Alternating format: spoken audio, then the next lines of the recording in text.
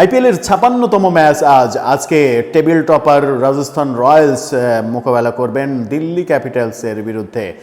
রাজস্থান রয়্যালসকে আমরা এর আগের ম্যাচেই লড়াই করে হারতে দেখেছি শেষ পর্যন্ত। দুর্দান্ত একটা ম্যাচ সানরাইজার্স হায়দ্রাবাদের সঙ্গে, মাত্র ১ রানে তারা হেরে গিয়েছিল। সেই ১ রানে হারার দুঃখটা আজকে নিশ্চয়ই তারা পুষিয়ে নিতে চাইবে। রাজস্থান রয়্যালস এখন পর্যন্ত ২টা ম্যাচ হেরেছে, ২টা ম্যাচ বাদ দিয়ে সব ম্যাচেই জিতেছে, কিন্তু রাজস্থান রয়্যালসের অনেক বড় স্কোর করতে আমরা দেখিনি, যেখানে কিনা দিল্লি ক্যাপিটালস একটু ব্যতিক্রম। তাদেরকে আমরা ২৬১ রান পর্যন্ত প্রথমে ব্যাট করে করতে দেখেছি। সেই ব্যতিক্রম কিছু করতে হলে দিল্লিকে দারুণ খেলতে হবে। দিল্লির এক ম্যাচ না খেলে গত ম্যাচে পৃথ্বী শোকে ফিরতে দেখেছি, তারপরেও আমরা তাকে হারতে দেখেছি। ম্যাকগ্রাগ, যাকে নিয়ে এই মুহূর্তে সব থেকে বেশি আলোচনা হচ্ছে, অস্ট্রেলিয়ার এই তরুণ ব্যাটসম্যান, দিল্লির সাইক্লোন ব্যাটিং যাকে বলে সেটা দেখিয়েছেন।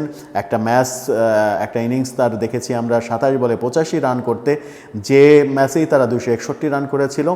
সেই দিল্লিকে যদি রাজস্থান রয়্যালসের সঙ্গে জিততে হয়, ম্যাকগ্রাগকে ভূমিকা নিতে হবে এবং দারুণ একটা ইনিংস খেলতে হবে। অন্যদিকে রাজস্থান রয়্যালস গত ম্যাচে জসওয়াল ভালো খেলেছেন।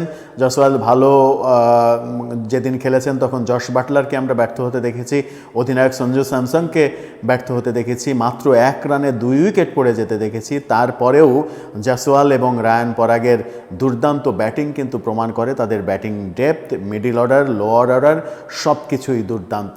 এই দুর্দান্ত দল এবং ব্যালেন্স দল, ব্যাটিংয়ে এবং বোলিংয়ে দুর্দান্ত ব্যালেন্স দল এখন পর্যন্ত টেবিল টপার তারা, এবারের আইপিএলের অন্যতম শিরোপার দাবিদার। তারা দিল্লিকে কিভাবে মোকাবেলা করে সেটাই দেখব। দিল্লিকে প্লে অফের দৌড়ে টিকে থাকতে হলে এবং প্লে অফের দৌড়ে নিজেদেরকে আসীন করতে হলে এই ম্যাচ জিততেই হবে, তার কোনো বিকল্প নেই। আর রাজস্থান রয়্যালস জিতে গেলে বলাই যাবে যে রাজস্থান রয়্যালস প্লে অফ খেলছে, এটা নিশ্চিত।